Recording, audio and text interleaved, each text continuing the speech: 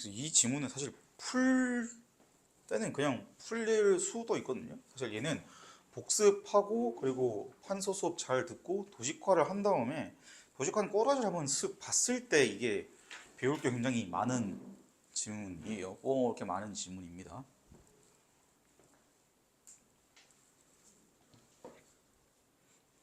마무리 하셔야 됩니다. 이제 다 푸신 사람은 파랑 채점 하시고.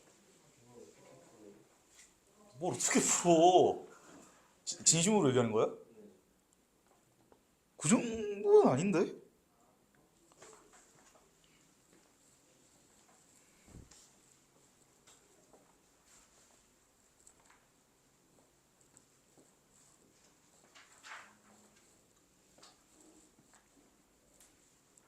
그러니까 이렇게 정보 양도 많고 정보 종류가 다양한 지문은 눈과 머리로 자기의 눈과 머리를 과신하는 애들은 탈탈 털리는 종류의 지문이에요. 그래서 그냥 눈과 머리로만 풀겠다? 자기가 컴퓨터가 아니라면은 힘듭니다.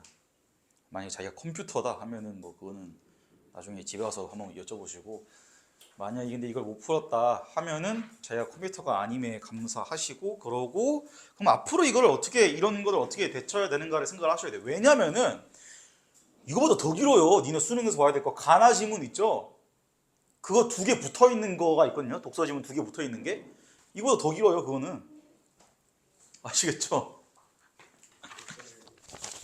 그래서 당연히 중요한 거는 아까 얘기했다시피 이게 범주 가지고 장난질을 하는데 어떻게 장난친지를 잘 보라는 거예요. 그리고 우리가 예전이래, 그 지난주까지 했던 난단테에서 쌤이 그때 문단 단위로 혹은 문장 단위로 쪼개가지고 어떻게 읽어야 되는지 얘기했잖아요. 그게 어떻게 적용되는지도 잘 봐야 돼. 그리고 대립각을 잡긴 잡는데 굉장히 좀 복잡하게 잡는 것처럼 보인다. 근데 묶으면은 3가지밖에 안 돼요. 고전경제, 초기 신고전, 그냥 신고전. 아시겠죠? 그리고 포함 관계가 있어요. 그러니까 어떤 학자의 의견이 어디에 포함되는가 이런 거 얘기하는 거거든요. 그래서 이 포함 관계는 우리가 조금 아마 다음 주인가 다다음 주에 좀 더 진하게 할 거긴 한데, 이게 여기서 주요하게 작용한다라는 거 알고 있으면 되고, 그리고 또 중요한 거는 사제법과 교집합을 매우 잘 구분해야 된다라는 건데, 이거 이제 내가 그때 얘기했나? 공통점 차이점이라고 이렇게 얘기하는 이유? 했어요 내가? 그래가지고 그러니까 이런 지문 때문에 사실 그러는 거야. 왜냐면 여기서 공통점 차이점을 생각하잖아요. 그러면은 리카도랑 클라크랑 마셜이랑 뭐가 같고 뭐가 다르더라 이렇게 자꾸 생각을 해버린단 말이야. 그러니까 내가 너네한테 주고 싶은 거는 이 그 사람 이름 말고 정보를 위주로 생각하는 방식을 알려주고 싶기 때문에 이렇게 얘기를 한 거예요. 그래서 공백에 이거 쓰시고요.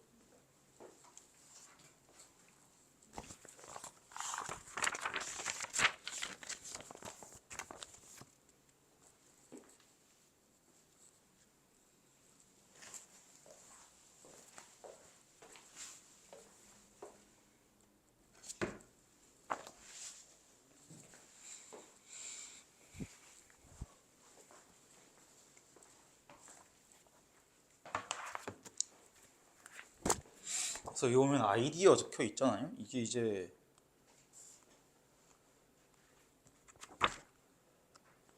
주간 분석집 보면은 여기에 아이디어 있죠.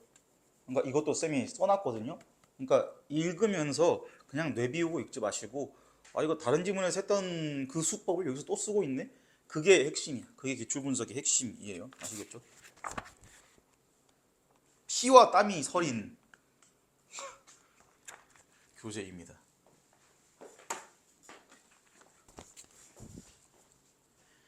답을 먼저 고르겠습니다. 1번에 1번입니다. 2번에 1번입니다. 3번에 5번이고요. 4번에 3번이고요. 5번에 3번입니다. 자, 너무 쉬웠죠? 1번. 자, 1번 틀린 사람 손. 2번, 3번, 4번. 몇 번 했어요? 몰라서 아니면 시간 없어서? 그 다음에 승인.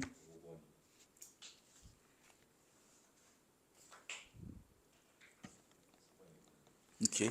그냥 5번 틀린 사람 손. 몇 번 했어요?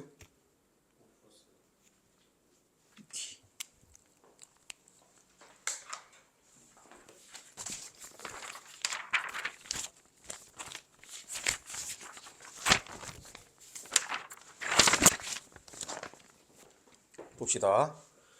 지대는 토지를 빌려주고 얻는 대가를 말한다.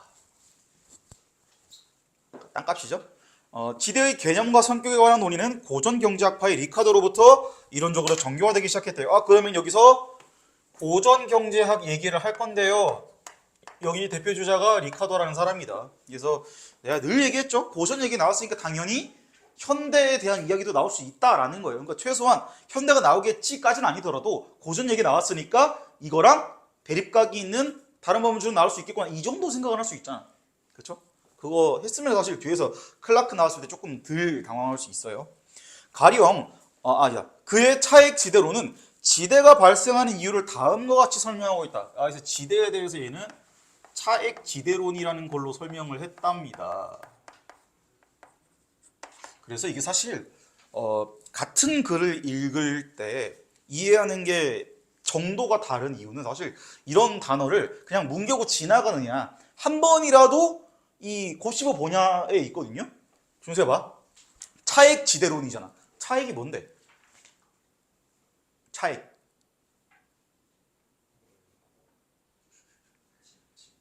합차 알잖아. 뭔데 그게? 합이 뭐야? 차는 그러니까 뺀 금액이라는 거예요. 그러니까 지대가 그럼 뭔가 뺀 금액이겠죠. 뭐랑 그거랑 연관이 있으니까 이름을 저렇게 지어놨을 거 아니야. 그렇지? 그러니까 이거를 그러니까 이거 하는데 뭐 5초도 안 걸릴 거 아니야. 그렇지? 이 생각 한번 하고 들어가면은 뒤에 있는 정보가 더 찰떡같이 툭툭 달라붙는다니까. 왜냐면 지금 이름 먼저 던져주고 뒤에 설명하잖아요. 설명을 해주고 그거를 요약한 게 아니잖아. 지금 순서 바꾼 거잖아요. 그렇죠?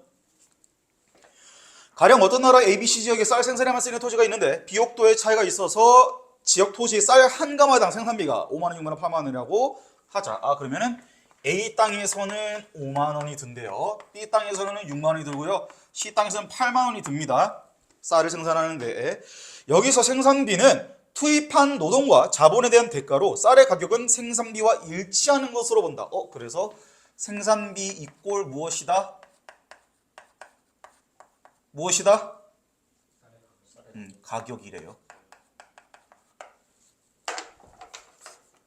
근데 이 생산비는 뭐에 결정되는 거예요? 뭐가 결정되는 거예요? 뭐에 대한 대가예요? 투입한 자본과 노동에 대한 대가가 생산비인 거죠. 그러면은 사실상 가격도 노동과 생산 덧셈이라고 쓰는 게 더 나을 것 같다.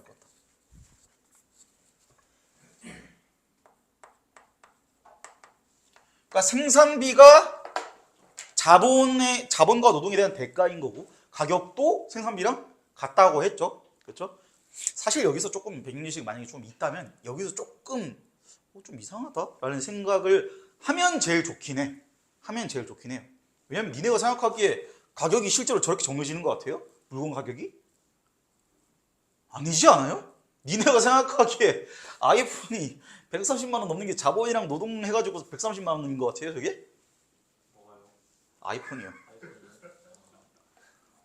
준수는 상태 별로 안 좋은 것 같은데. 준수 좀 이상한 거 막 본 거 아니죠? 혼나고 온 거 아니죠, 앞에서?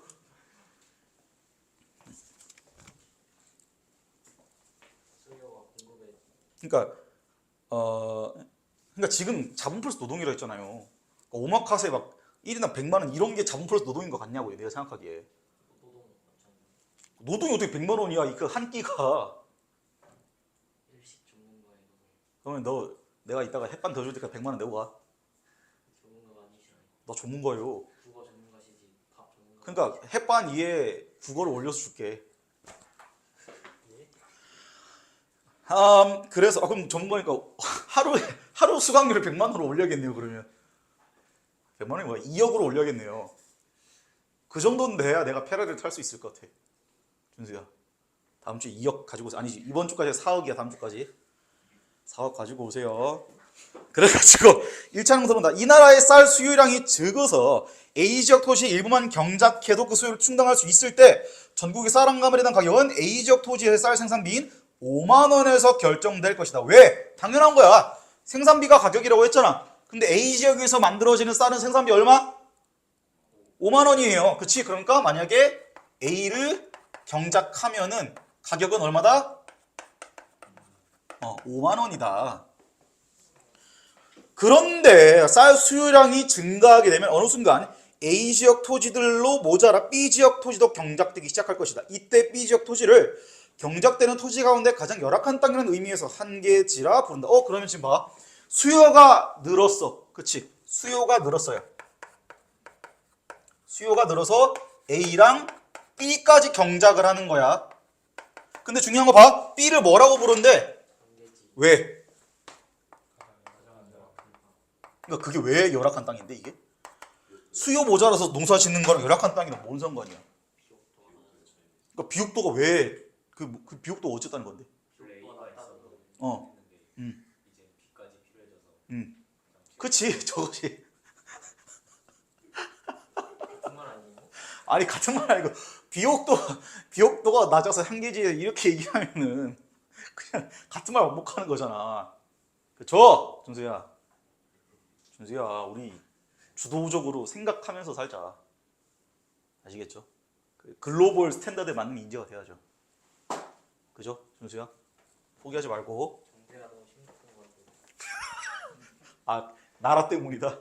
네가 하버드를 못 가리는 이 나라가 망해서 그렇습니까? 경제를 왜 이렇게 세분화한 거예요? 예. 정치적 입장 잘 알겠습니다. 그래서 A 플러스 B를 경작을 한 거니까 원래는 A로 충분했어요. 그쵸? 그리고 봐. 같은 땅인데 생산비가 왜 만 원 더 비싸겠어요? 뭘 더 넣어야 된다는 거야. 비료를 만 원치를 넣든 뭐 노동력을 만 원치를 더 쓰든 간에 뭐가 더 필요하겠죠. 그러고 애초에 그걸까지 생각 못 하더라도 A로 모자라서 그 다음 B를 경작했다라는 게 뭐야? B가 그 다음으로 안 좋으니까 그 다음으로 좋으니까 B를 지은 거지. C가 좋았으면 A 플러스 C를 하지. 그쵸? 그러니까 B가 두 번째로 좋은 땅이니까 저거를 한계지라고 부르는 거예요. 이때 B 지역 토지가 한계지로 부르고 B 지역 토지가 한계지가 되면 전국의 쌀 한 가마당 가격은 6만 원으로 결정된다. 여기서 한번 위에 거를 곱씹고 내려갔으면 참 좋은데 준수야 여기서 가격이 왜 6만 원이 되죠? 저 B 때문에 B? B. 그러니까 그게 B가 왜 어쩌는데? B가 한계치라서 아니 뭔 소리야? 정신 차려. 너 이 정도 아니었잖아. 이 정도 아니었잖아. 아니 B 완전 얘 고장 났는데? 아니 B 생산비 얼마야? 그래 생산비랑 가격 똑같았죠. 그치? 그럼 B에서 경작을 지은 쌀은 얼마야? 6만 원이에요. 그치? 근데 왜 전체 쌀 가격이 6만 원이야? A는 5만 원밖에 안 들잖아요 생산하는데. 그러게 5.5가 아니에요. 아니 이게 너무 뭐라 해야지? 그 학술적 탐구심이 너무 풍부하게 보여서 너무 당황했는데? 그러니까 너가 A 땅 주인이니까 너무 순수해서 그래. 너 A 땅 주인이야. 딴 놈들 다 쌀 6만 원에 팔아요. 너 혼자 5만 원에 팔 거예요? 그러니까 이미 수요는 한정돼 있어. 그럼 너 혼자 5만 원에 팔 거야? 손해 보고? 네? 아니 그러니까 봐. B에서 농사를 지었죠. 생산비 얼마? 6만 원이죠.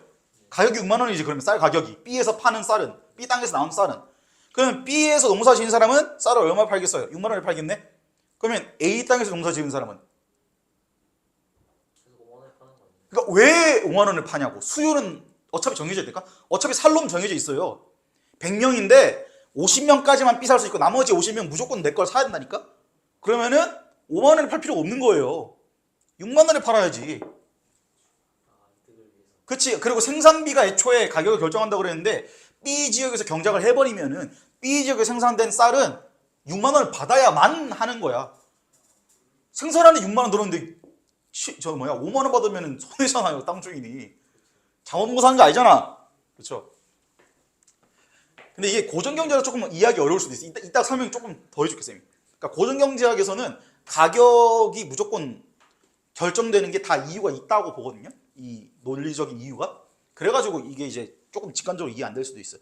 일단 뒤에 봅시다. 그래서 이에 따라 A지역 토지를 경작하는 사람들은 5만 원을 들여서 6만 원을 벌 수 있어서 쌀 한 가마당 1만 원의 소득을 추가로 얻게 된다. 그럼 가격이 6만 원이 되니까 무슨 일이 벌어졌다? A지역 사람들은 추가 얼마 이득? 1만 원. 이 소득은 사람들로 하여금 A지역 토지를 이용하려는 경쟁을 유발한대요. 당연한 거 아닙니까? 그렇죠? B지역에서 농사 지으면 그냥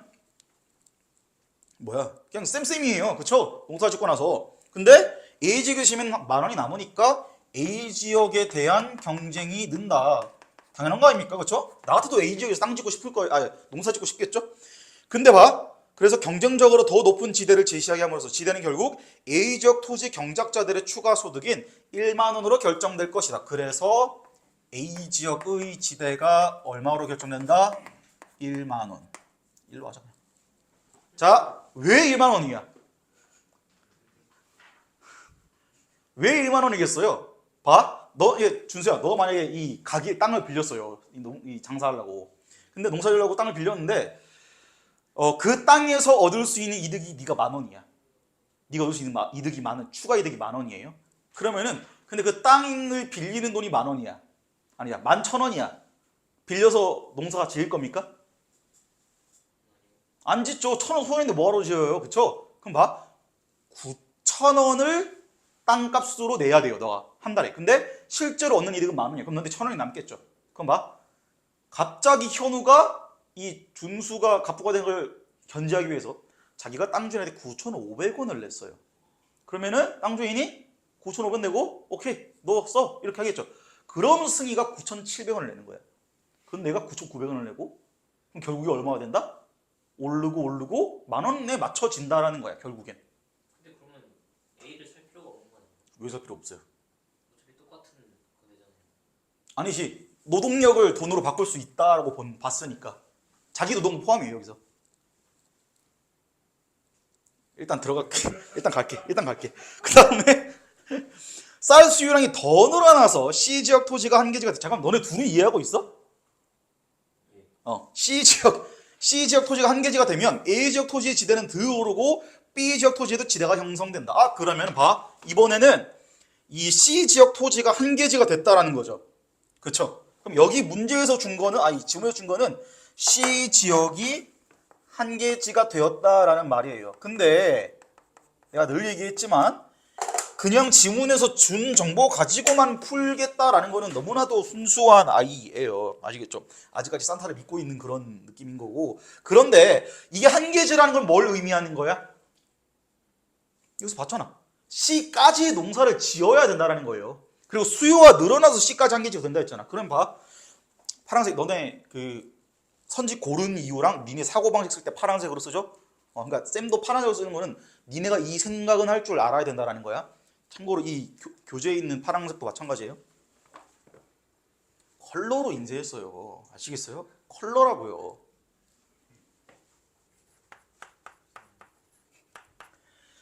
이 생각할 수 있잖아. 그렇죠? 그러니까 3개를 농사를 지었으니까 C가 한계지인 거예요. 그러면 결국에 기억 보면은 A 지역의 토지는 더 오른다고 했으니까 그럼 가격은 얼마가 될까요? 그렇지. 그러면은 A는 얼마 이득이야? 3만 원 이득이야. B는 2만 원 이득이야. 왜? 얘네 생산할 때 5만 원, 6만 원밖에 안 드는데 8만 원에 팔 수 있으니까. 그렇죠? 그러면 결국에 이 같은 경쟁 또 일어나서 A 지역의 지대는 얼마다? 3.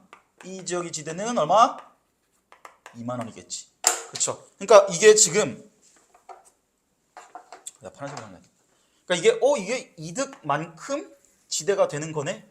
이 생각 사실 한번 했으면은 여기는 아주 껌 씹듯이 그냥 통과할 수 있는 부분이죠. 그래가지고 사실상 여기서 3번에 이미 풀고 가는 거야. 아시겠죠? 내가 늘 얘기하잖아. 독서 지문에서 이게 제대로 읽었다라는 것, 혹은 도시과를 제대로 잘 하고 있다라는 건 이미 문제는 풀려 있다라니까. 이미 문제는 풀려 있는 거라니까. 그 다음에 그래서 한계지에서 쌀 생산비가 가격이 되고 한계지보다 비옥도가 높은 토지들의 지대는 그 토지의 쌀 생산비와 한계지에서의 쌀 생산비의 차액이 되는 거래요. 이게 우리가 어떻게 구했어? 3이랑 2 구할 때 8 빼기 5 했고 8 빼기 6 한 거죠. 그쵸? 그래서 지대가 된 거래요. 그래서 열악한 땅이 한계지가 될수록 쌀 가격은 오르고 그에 따라서 지대도 오르게 된다. 이와 같이 리카도는 지대를 토지 생산물의 가격에서 생산비를 뺀 나머지, 즉 잉여일 뿐이라고 생각했다. 자, 우리가 요게 이제 지대라고 했죠. 그쵸? 근데 지대를 구하는 게 생산비에서 쌀 가격을 뺀 거죠. 그쵸? 근데 생산비는 자본 플러스 노동으로 결정되는 거야. 그쵸? 근데 리카도가 생각하기에는 이게 지금 생산물의 가격에서 생산비 빼는 거. 가격 빼기 생산비인데 이게 이제 잉여라고 보는 거죠. 왜? 이렇게 결정돼야 되는 거야, 원래 가격은. 근데 지금 이건 뭐야? 쓸데없는 거란 거예요. 아시겠죠? 이는 지대를 토지 생산물의 가격에 영향을 미치는 비용이 아니라 토지 생산물의 가격이 오름으로써 얻게 되는 불로소득에 불과하다고 본 것이다. 그래서 이거에 따르면은 무엇이 맞다? 불로소득으로 본 게 맞다. 그래서 지금 주어는 같지만 다른 조건에서의 정보를 주고 있는 거야. 가격에 영향 미치는 비용이 아니다라는 거지. 불로소득이 뭡니까? 우리의 꿈이야. 우리의 인생의 목표. 우리의 어떤 자유. 우리를 천국으로 데려다 줄 그것. 늘지 않는 거? 그게 왜 천국이야?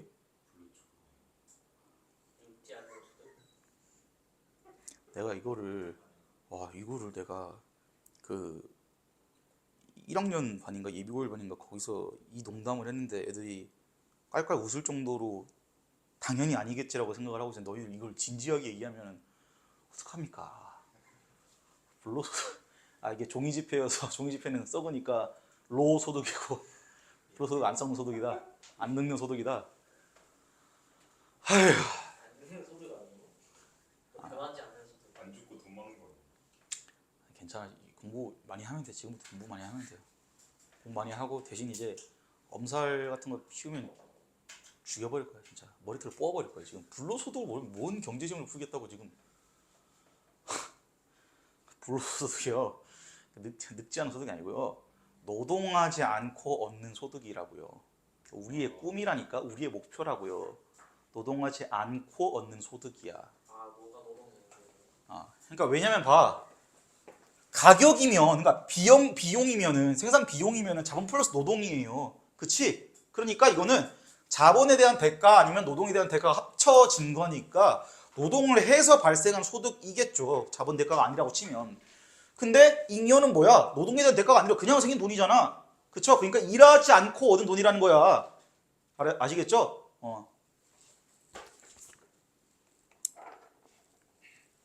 근데 이런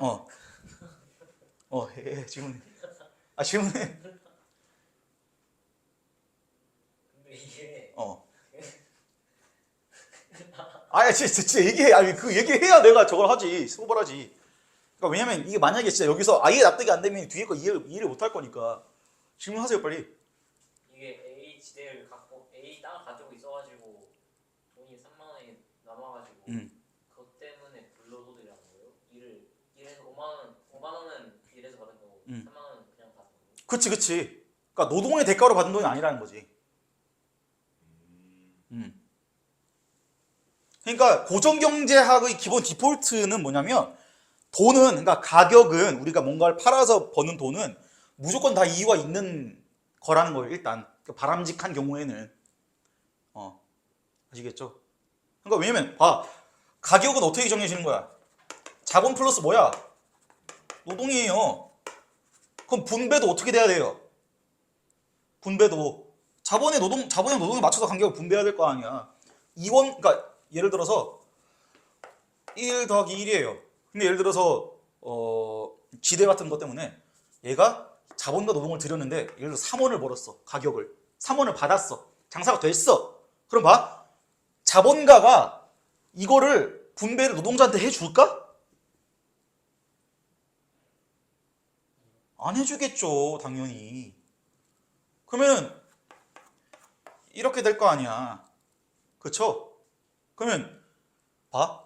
이게 지금 내가 3으로 이야기해서 그러는 거지. 이게 숫자가 커지면 어떻게 되겠냐고요. 그쵸? 그러니까 이게 그리고 이게 잘 이해가 안 될 수도 있거든. 자본 플러스 노동이라는 게 이게 뭔 소리냐면은 그 마르크스 자본론 보면은 다스캐피탈을 보면은 뭐라 적혀있냐면은 여기 노동은 그냥 우리가 몸 쓰는 그거 얘기하는 게 아니에요. 예를 들어서 노동의 대가가 만약에 뭐 한 달에 한 200만 원이라고 가정을 해봅시다. 200만 원을 가정을 해요. 그러면 과연 이게 아까 가격으로 얘기하면 안 돼요. 그냥 월급을 얘기할까? 우리의 모두의 월급은 노동에 대한 이 상응하는 대가라고 치자. 맞는 것 같아요, 그게? 니네가 생각하기에? 그렇지 않아요? 만약에 그게 맞다면 아버님이랑 어머님이 우리를 부양할 수가 없지 않을까요?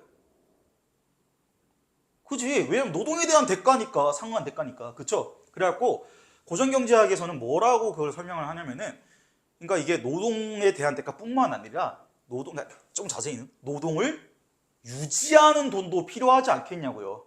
그쵸? 그러니까 우리가 단순하게 일하는 시간뿐만 아니라 뭐 일을 하려면 건강도 유지해야 될 거고, 그쵸? 그 노동을 이제 거기에 적절하게 하려면 그러니까 건강뿐만 아니라 뭐 정신 건강도 좋아야 될 거고요. 유지를 해야겠죠? 옷도 사 입어야 될 거요. 되겠고요. 그런 거 이야기하는 거예요. 그리고 추가로 봐. 그러면 만약에 학벌에 따라서 월급 차이가 나는 경우는 어떻게 설명할 거야?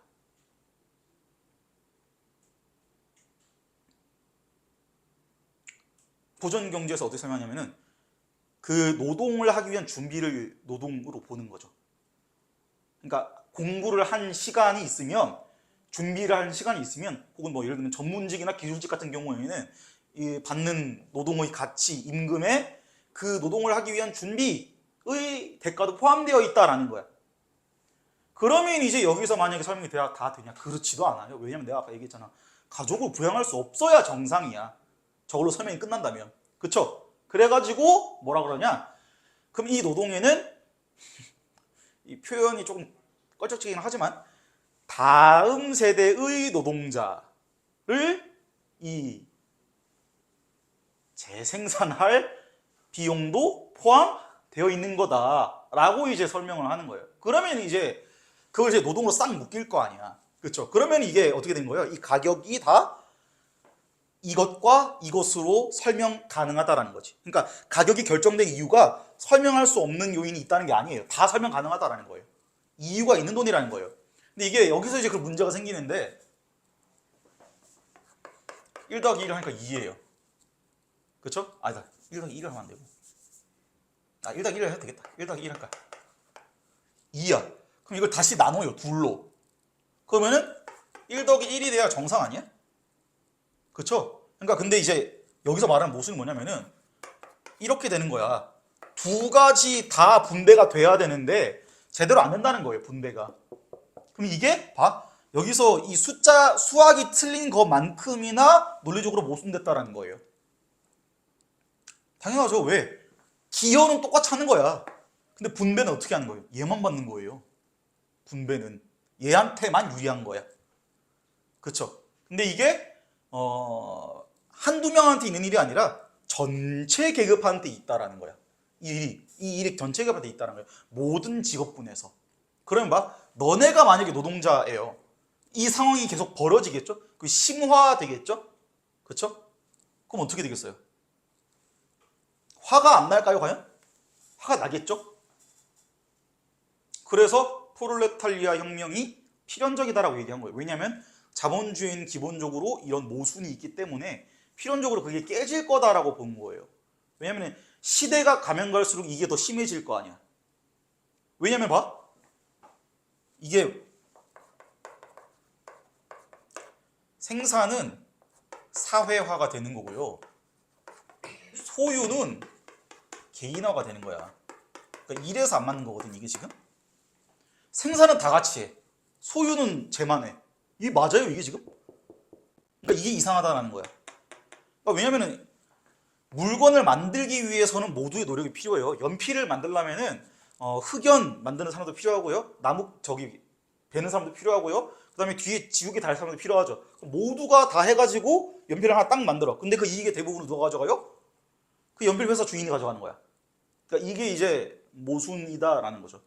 분배가 제대로 안 된다. 그러니까 생산에는 모두가 기여하는데 소유는 왜 특정 계급만 하냐. 이거가 이제 핵심인 거고, 이게 이 세대가 갈수록 심해질 거니까 필연적으로 당연히 혁명이 일어날 수밖에 없다라고 본 거예요. 왜냐면은 이제 자본을 소유했다라는 거는 이 사람이 자본을 소유했기 때문에 더 많은 자본을 소유할 수 있다는 걸 얘기하는 거거든요. 그럼 더 많은 자본을 소유할 수 있으면 그 자본이 또 커지겠죠? 그럼 그 커진 자본으로 더 많은 자본을, 더 많은 돈을 벌겠죠? 더 많은 돈으로 더 큰 자본을 만들 거 아니야. 그쵸? 그거 얘기하는 거야. 그래서 이걸 해결하려면 어떻게 해야겠어요? 분배를 제대로 해야 돼요?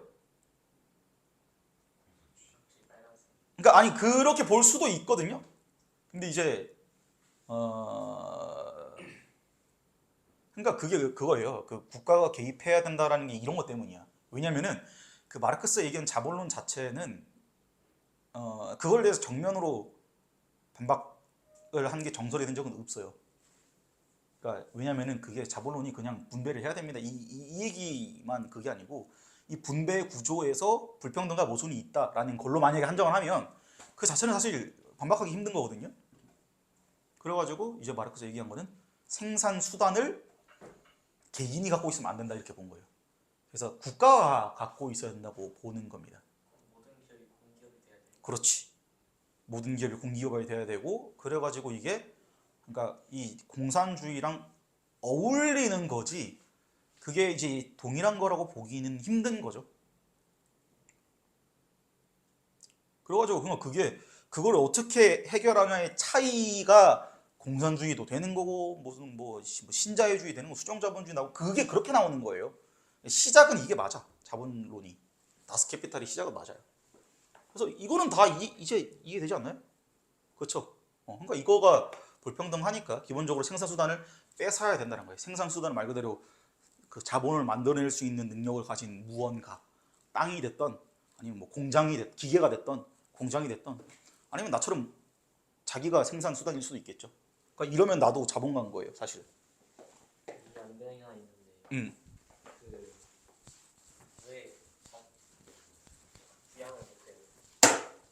그러니까 만약에 개인의 노동에 대한 대가로만 한정하면, 근데 내가 그 얘기를 한 이유는 노동이라고 아까 자본표에서 노동이라고 했잖아요. 그 노동의 범위가 생각보다 넓음을 설명하기 위한 거예요. 그래서 노동자가 후대 노동자를 재생산하는 비용까지 노동으로 거기에 포함되어 있다고 보는 거지. 그래서 포인트는 노동이 그러니까 가격이 결정될 때 뭔가 이유 없이 결정되지는 않는다 이런 거죠. 다 뭔가 이유가 있다라는 거예요. 그래야 그게 나중에 분배가 제대로 돼야 한다라는 결론으로 이어질 수가 있잖아. 왜냐면 애초에 가치가 만들어질 때 설명 불가능한 무언가가 있으면 그 주인이 모호해지잖아요. 아시겠죠? 그래가지고 어쨌든 이렇게 되는 거예요. 불로소득이에요. 그래가지고 이제 잉여라고 본 거고. 그래서 이제 불로소득이 지금도 없지 않잖아요. 그렇죠? 그래서 보통 불로소득은 이렇게 시스템에서 생긴 거기 때문에 그래서 그 불로소득에 세금을 많이 매기는 거예요. 보통 상속세 같은 거를 세금을 많이 매기는 이유가 불로소득이기 때문에 해주는 거예요. 그러니까 안전하게 상속해 줄 수 있는 이유가 이 국가라는 시스템이 제공해 준 거 아니냐, 뭐 이런 논리인 거죠. 건물을 사는 것도 불로소득이라고. 그렇죠. 아니죠. 그러니까 그치. 건물을 사서 거기서 돈을 얻는 것도. 그러면 근데 결국 그거를 얻기 위해서 일을 한 거 아니에요? 그건 모르죠. 그거 어떻게 알아요? 자기가 돈을 물려받았을지 어떻게 알아? 어쨌든 그 물려받은 것도 어떤 일을 했기 때문에 돈을 번 거잖아요. 아니 그러니까 그걸 물려받았으면 자기가 한 일이 아니잖아요. 아빠한테 물려받았으면. 그럼 그 아빠가 한 일을 무시되는 거예요? 그러니까 거기서 이제 나오는 게 상속세가 이중과세 아니냐라는 주장이 있긴 하거든요. 왜냐하면 처음에 벌 때 세금을 한번 떼고 그냥 물려갈 때 또 떼는 거 아니냐 이렇게 얘기를 하는 건데 그게 이제 뭐 그렇게 볼 수도 있죠. 그게 비합리적으로 볼 수 있죠, 당연히. 근데 아까 얘기했다시피 그걸 잘 물려줄 수 있는 것도 시스템 덕분 아니냐라고 하면은 그것도 반박이 안 되는 건 아니죠.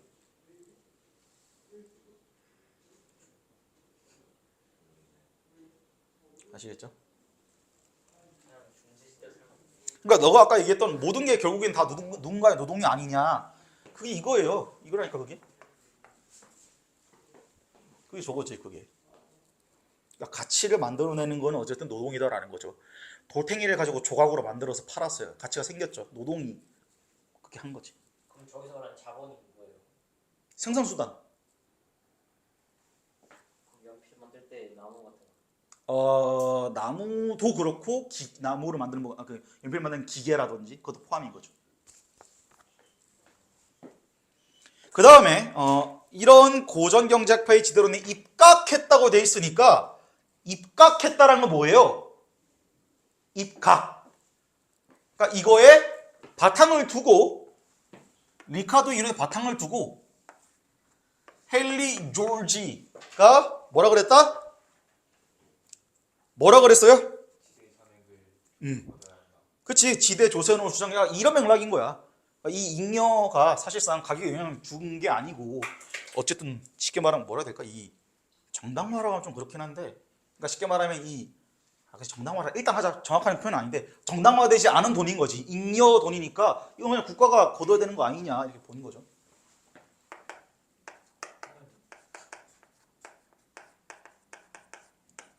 일단 질문할 거 있어 일단 메모해놔. 이따가 쌤이 한 번에 받아줄게. 일단 이거 하고 이건 해야 될 거 아니야. 집에 가야 될 거 아니야.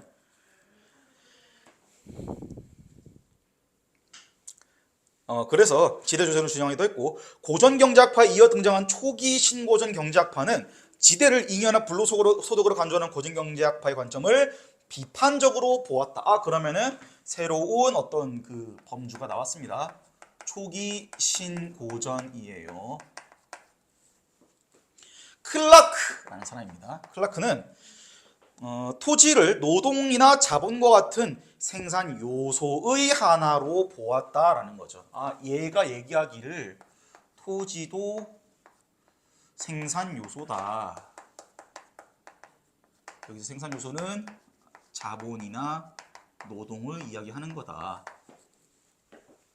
그래서 지대를 한계 생산 이론에 입각해서 새롭게 정의했다. 그러면 얘가 한계 생산 이론인 걸 뭔가 얘기를 하겠네요. 그렇죠? 아마 여기서부터 조금 머리가 꼬였을 것 같긴 해. 너네가. 그러고 이제 여기서 사실 우리 그때 그 이타적 행동을 설명한 해밀턴 그 이론이 있죠. 그걸 잠깐 떠올려 보면 좋은데 왜 좋냐면은 봐.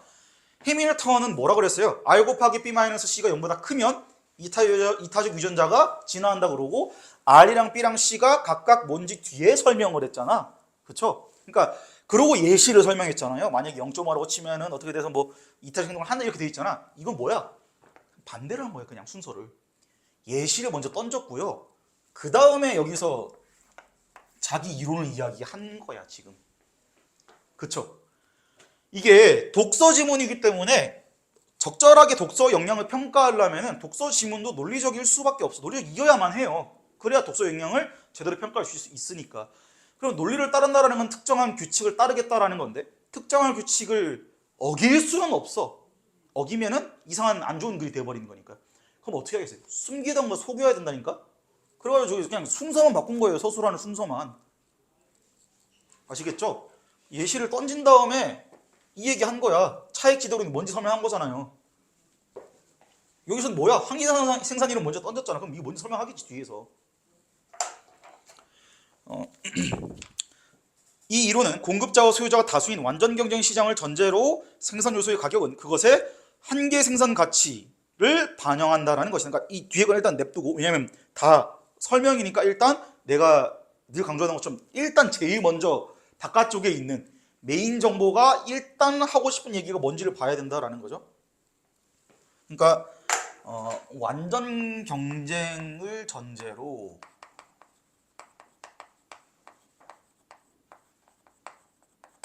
이러고 있을 때 생산 요소의 가격은 한 개의 생산 가치를 반영한다. 가격은 한 개의 생산 가치를 반영한다.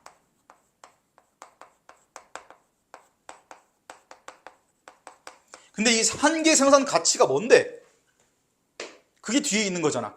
생산 요소 한 단위를 추가함으로써 얻게 되는 생산량 증가분만의 가치죠. 그렇죠? 그럼 봐. 한 개의 생산 가치는 뭐야? 생산 요소 한 단위 추가야. 생산 요소 플러스 1 하면은 어떻게 된다는 거야?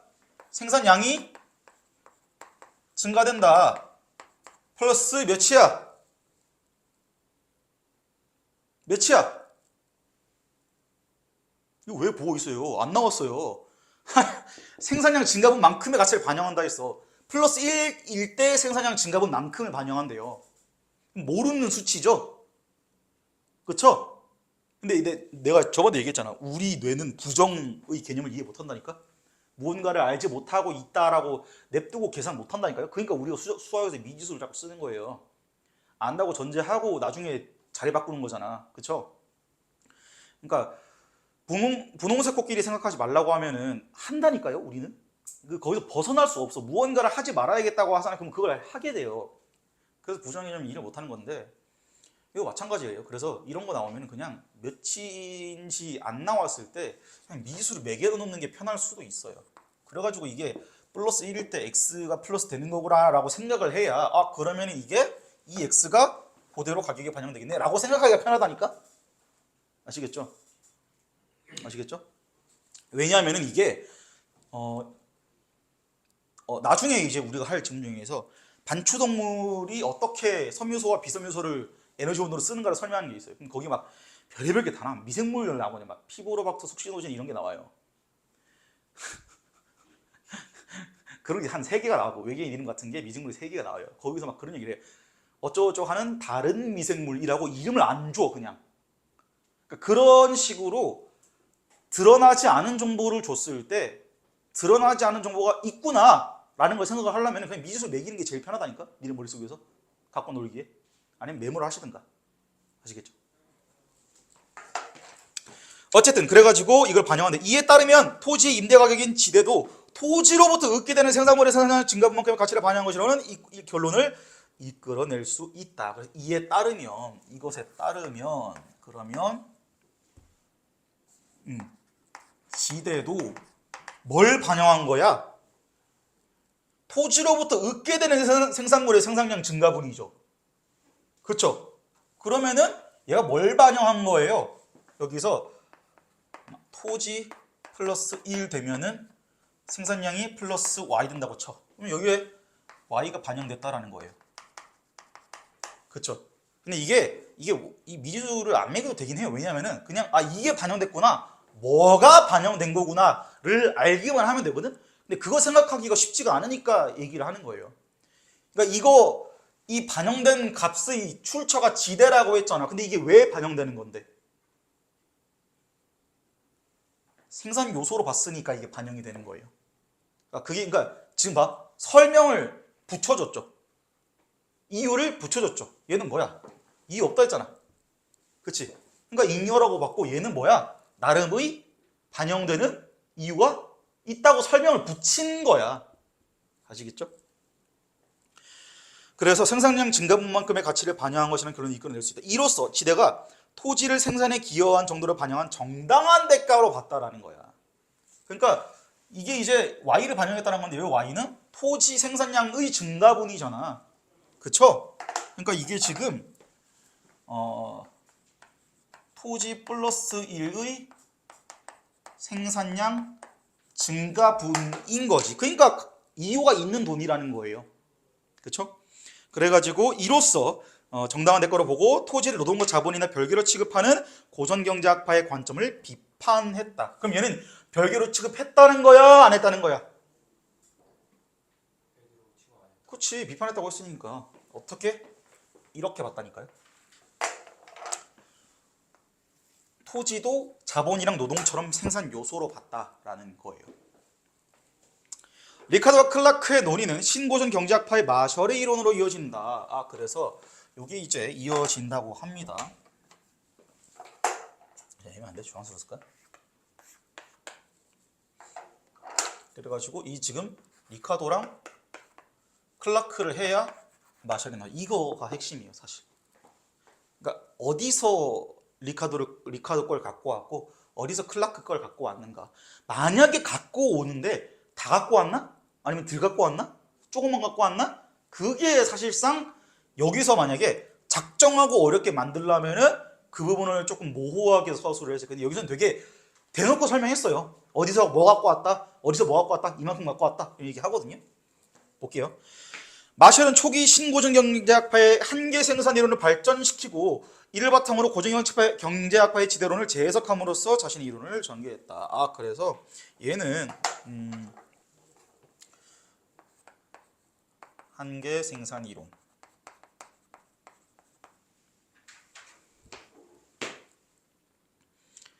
이론을 발전시키고 얘를 가지고 지대론을 재해석했대요. 그래가지고 어쨌든 계승은 둘 다 한 거예요. 근데 표현을 봐. 발전과 재해석이라고 했잖아. 여기서는 마셜이 리카도랑 클라크에 대해서 어떤 본인만의 차집합을 가지는지는 설명을 하기는 해. 하긴 하는데 그게 되게 나는 좀 친절하게 해줘요.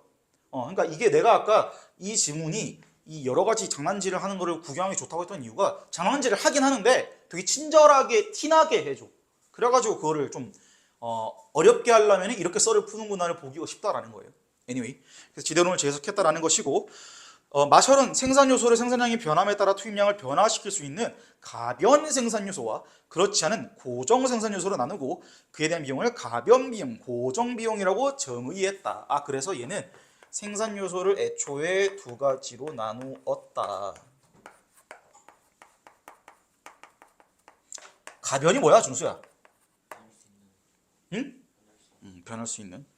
이 정의에 따르면 생산량을 늘리거나 줄이기 위해 즉각적으로 투입량을 조절할 수 있는 노동이나 자본은 가변 생산 요소이다. 그러니까 얘는 지금 투입량을 조절할 수 있다라는 거죠. 즉각적으로. 그러나 토지의 경우에는 일반적으로 큰 규모의 필지를 특정 시기에 목돈을 지불해서 빌리기 때문에 단기적으로는 투입량을 즉각적으로 조절하기 어렵지만 장기적으로는 토지를 빌려 생산량을 늘리는 것이 가능하다. 따라서 토지는 단기적으로는 고정 생산 요소지만 장기적으로는 가변 생산 요소로 볼 수 있다. 그래서 요 얘기를 토대로 이야기하기를 토지는 장기적으로는 가변 생산 요소고요.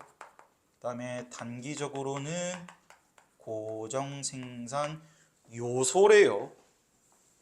뭐 무난무난합니다.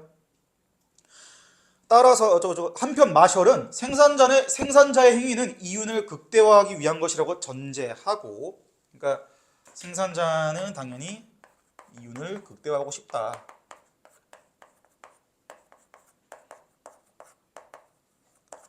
그러니까 이거에 의하면 당연히 자원봉사하는 사람들은 설명이 안 되는 거죠. 안 되는 거예요. 이 이론에 의하면. 그렇죠?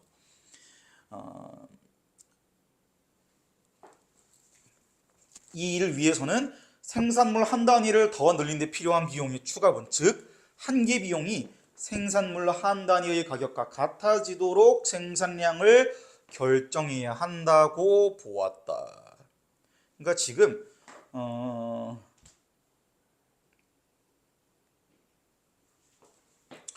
생산량을 플러스 1 하고 싶어. 그러면은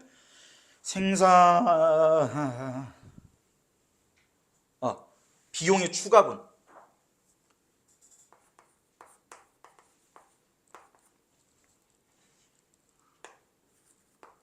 플러스 Q라고 할게요. 즉 한계 비용이 생산물 한 단위의 가격과 같아져야 한대. 그러면 지금 이게 이제 요 Q가 한계 비용이에요. 추가분이니까. 얘가 뭐랑 같아야 된다? 뭐랑 같아야 된다? 생산물 한 단위.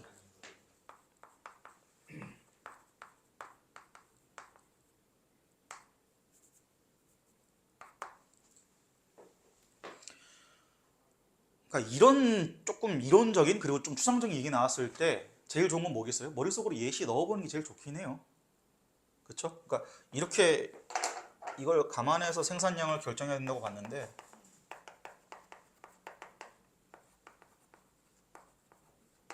그럼 이제 봐. 그러니까 쉽게 말하면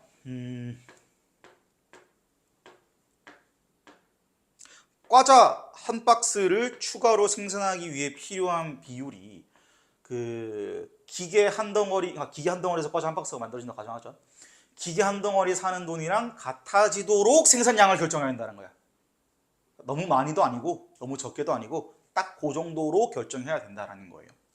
그래서 이게 사실상 문제 풀이에서 핵심은 뭐냐면 경제학이 아니고 풀이에서 핵심은 뭐겠어요? 얘네가 생산량을 결정하는 거잖아. 그러면 생산량을 결정하는 요소는 뭐예요? 한기비용이겠죠? 그쵸? 근데 그 한기비용은 누가 결정하는 거야? 생산물 플러스 1 할 때의 가격이 결정하는 거야. 그러니까 이게 무언가를 결정한다라는 것은 어떤 요인들이 영향을 받습니까를 물어보겠다는 거야, 사실은. 아시겠죠? 그 다음에 그렇다면 한계 비용은 생산량을 결정하는데 관여하는 비용이므로, 그러니까 아까 얘기했죠? 얘가 이거에 관여한대.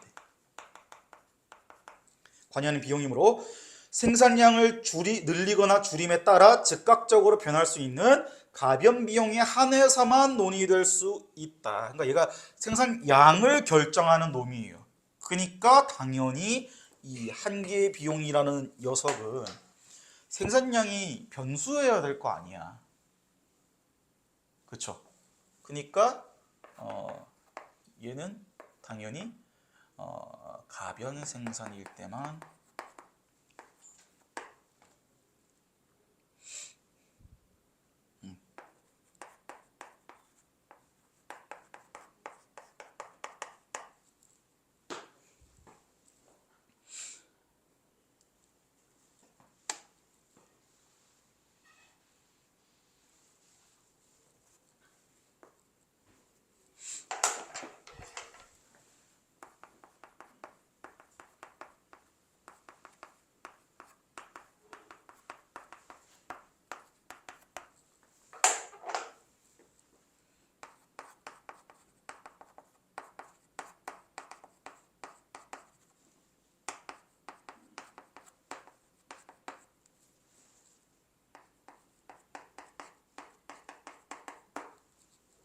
가변명일 때만 논의가 가능하다. 지극히 당연한 얘기를 하고 있어요. 아마 이 앞부분 이해를 못했으면 여기도 이해를 못했을 것 같아요.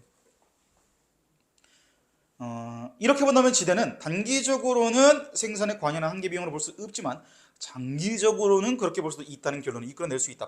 그러면 한계 비용은 생산량이 변수일 때, 가변명일 때만 논의 가능하죠. 근데 토지는 장기에서는 가변이고 단기에서는 고정이잖아. 그럼 여기 결론이 나오는 거예요. 한계 비용, 그러니까 지대는 단기적으로는 한계 비용으로 볼 수 없지만 장기적으로는 한계 비용으로 볼 수 있다라는 거예요. 그렇죠? 지금 중요한 포인트는 뭐다? 여기서 요 정보 1번 정보랑 2번 정보를 둘 다 취해야 한다라는 거예요. 그렇죠? 그러면은 이거 두 개를 결론을 내면 지대는 장기적으로는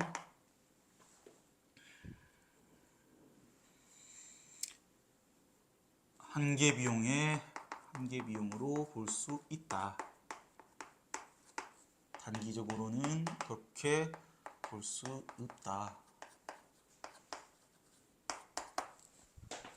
그렇죠?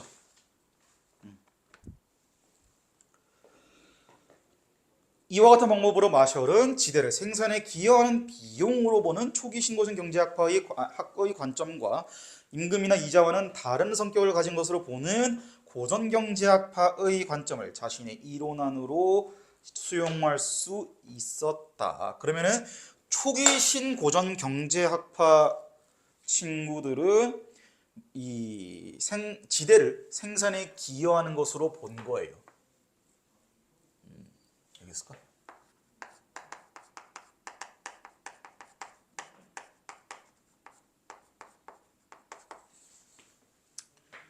그 다음에 고전경제학파는 임금이랑 이자랑 지대가 다르다라는 거지.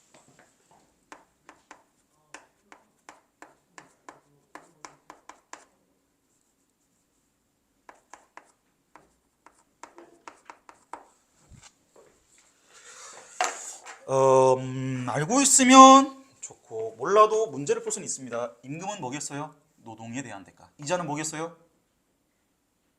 자본에 대한 대가. 그쵸? 이자가 뭔지 알죠, 여러분? 그러니까 자본에 대한 대가예요. 아시겠죠? 여러분 열심히 일해서 이자 벌어야지 이렇게 생각하면 안 됩니다. 뭔가 단단히 착각하고 있는 거예요. 또한 마셜은 지대를 순전히 자연의 혜택으로 인한 것으로 한정했대요. 그러니까 이 지대는 올리 자연의 혜택.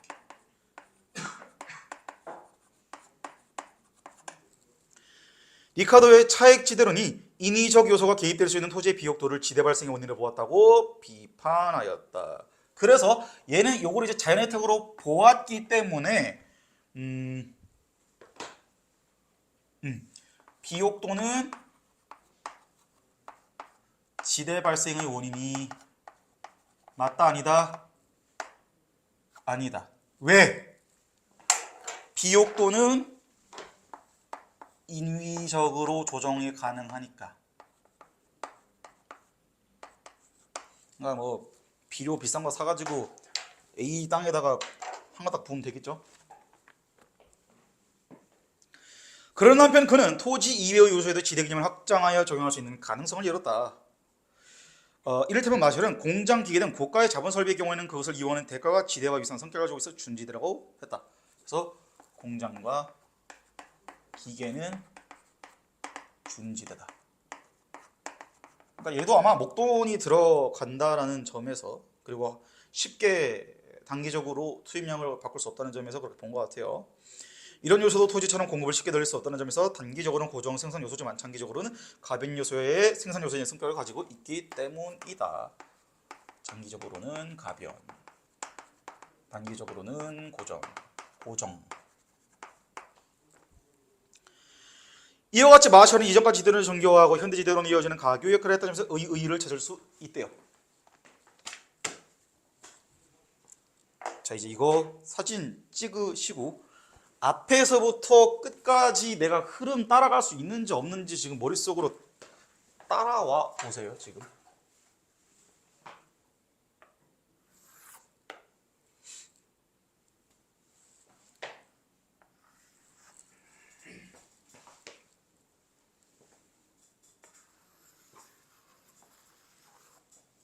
그래서 지금 이렇게 꼴랑 세 가지 범주밖에 없는 거야. 근데 내가 얘기했죠?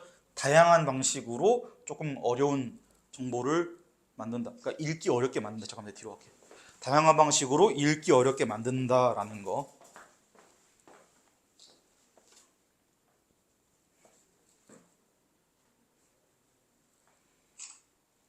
그래서 보면은 각 항에서 쓴 수법들이 달라요. 그렇죠? 정리를 해보면 여기서는 뭐 했어요? 예시를 먼저 던지고 이거 너 이해했지? 이게 무슨 말이냐면 이 얘기야 라고 정리를 딱 해주는 방식으로 서술을 했어요. 그 다음에 조세지대론 헨리 조지 꼽사리 꼈고, 그 다음에 초기 신고전 클라크는 토지도 생산 요소의 하나라고 본 거거든요. 근데 그거를 설명한 게 한계 생산 이론인데 이게 이제 완전 경쟁 시장을 전제로 해서 가격은 한계 생산 가치를 반영한다라는 얘기였어요. 그러니까 지금 봐. 순서만 바꾼 거야. 서술하는 순서만. 여기서는 지금 이론을 먼저 얘기한 거고 그 밑에서 지금 예시를 준 거예요. 계산하라고. 생산요소 플러스 1은 생산량 플러스 X 되는 생산요소 플러스 1이 될 때 생산량 플러스 X가 된다고 치면 이 X는 가격에 반영이 된다라는 거죠. 그래서 지대는 토지 플러스 1의 생산 요소를 반영한 거나 마찬가지예요. 왜? 클라크는 토지가 생산 요소라고 봤거든요. 가격에 영향을 미치는 거라고 봤거든. 그러니까 이 논리가 가능한 거야.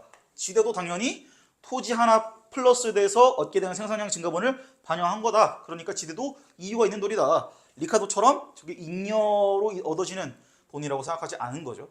그리고 마셜은요, 리카도랑 클라크의 이론을 취했는데 여기서 얘기하는 거는 일단은 생산 요소를 두 가지로 나눴어요. 그 다음에 토지가 어쩌고 얘기를 하다가 생산자가 이윤을 극대화한다고 하면서 이게 아마 한 편으로 시작할 거야. 이 부분이.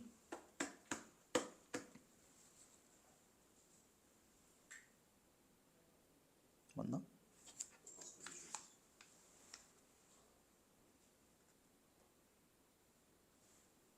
어디 찍어?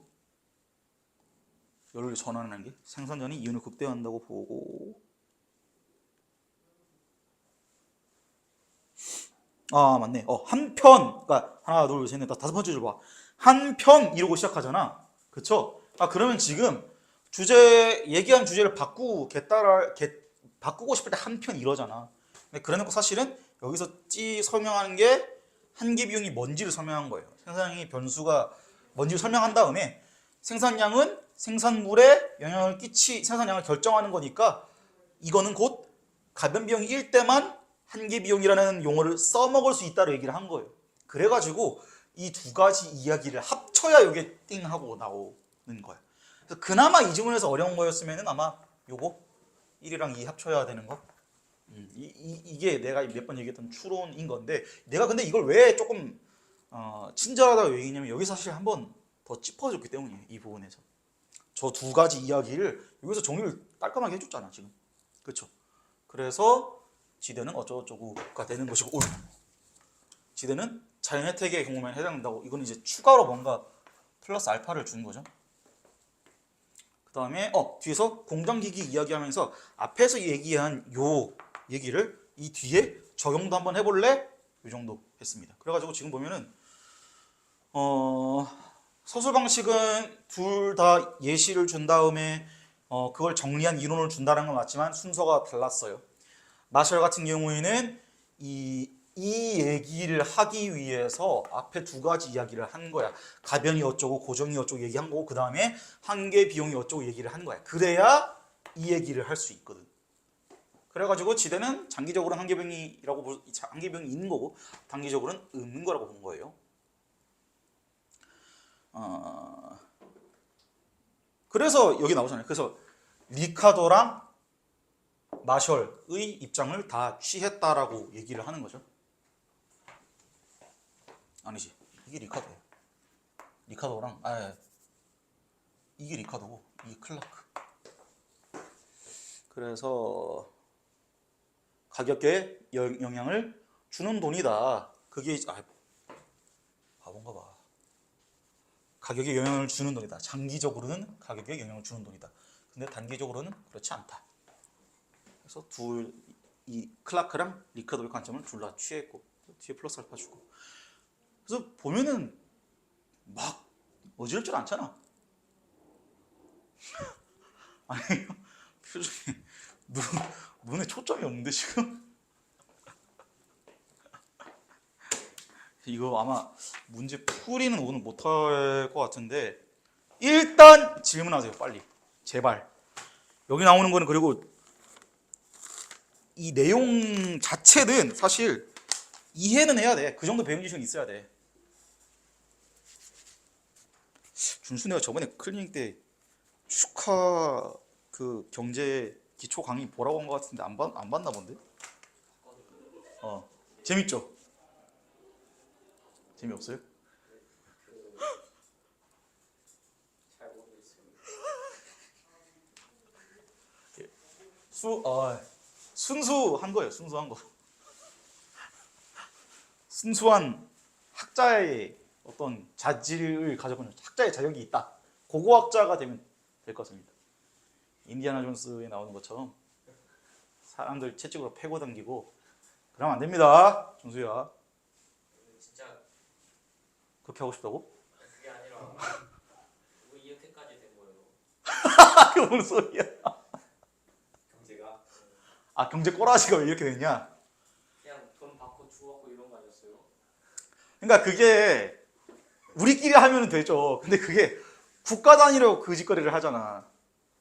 국가 단위로 그 짓거리를 하고 그리고 사기를 치는 사람들이 생겨나고 사기가 아니어도 비합리적인 이득을 취하는 사람들이 생겨나고 그러니까 그거를 이제 설명을 하고 이제 조정을 해야 되는데 조정을 하려면 뭘 어떻게 조정해야 될지 알아야 될 거 아니야. 저희 자본주의, 민주주의가 들어온 순간부터 비합리적인 거 아니에요? 그러니까 그걸 어떻게 하면 그나마 완화할까 이거죠. 그냥 한국과 나타나가지고 미국처럼 생각과 나타나가지고 전세 핵 터트리고 난 다음에 그냥 진짜 전부 다 달러 통일화시키고 영어 통일화시키면 되지 않나요? 그러니까 그럴 거면은 최저임금을 뭐하러 정해요. 그러니까요. 그러니까 최저임금은 뭐하러 정하고 그러니까 이게 그리고 금융 시스템이 이게 누군가가 뿅 하고 이렇게 해 한 게 아니고요. 이미 현상이 있었던 거야. 현상은 있었던 거고 설명을 어떻게 하냐가 경제학에서 저걸 하는 거지. 경제학자들이 이렇게 저렇게 하세요 한 게 아니에요. 경제학자들은 그냥 설명만 했을 뿐이야. 죄 없는 사람들이에요. 나쁜 사람들이 아니에요. 그 사람들이 불평등을 만들어낸 게 아니야. 불평등을 발명한 게 아니고 발견한 거라고요. 뉴턴이 중력을 발명한 게 아니잖아. 아 진짜 우리가 우주를 못 가는 게 뉴턴 때문이 아니잖아요. 날아가지 못하는 게 그 뉴턴 때문이 아니잖아. 빨리 이건 이해해야 돼. 진짜 이 정도 이해해야 돼요. 리얼. 그러니까 생산 요소라는 단어 자체가 애초에 약간 그러니까 정당화된 비용이라고 생각하면 돼요. 정당화된 비용. 생산에 이만큼 들었으니까 너 돈 이만큼 벌어가. 이 정도인 거지.